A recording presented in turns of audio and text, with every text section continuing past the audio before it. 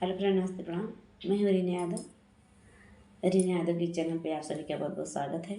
मैं आप सब बीच में एक बहुत प्यारा गेहूँ कटने पर के गीत लेके आई हूँ। हमारे गीत कैसा लगा कमेंट बॉक्स में जरूर बताना। अच्छा लगे तो लाइक सब्सक्राइब शेयर जरूर करना। अपना आशीर्वाद दुलार जरूर देना।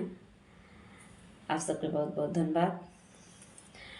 आई चैत की महीना हमसे न आई चैत की महीना गमुआ लागे बड़ी जोर हुई हमसे न कटनिया बोर हरिया में हुई हमसे न कटनिया बोर हरिया में। आई चैत की महीना गमुआ लागे बड़ी जोर हमसे हुई न कटनिया भोर हरिया में हमसे हुई न कटनिया भोर हरिया में।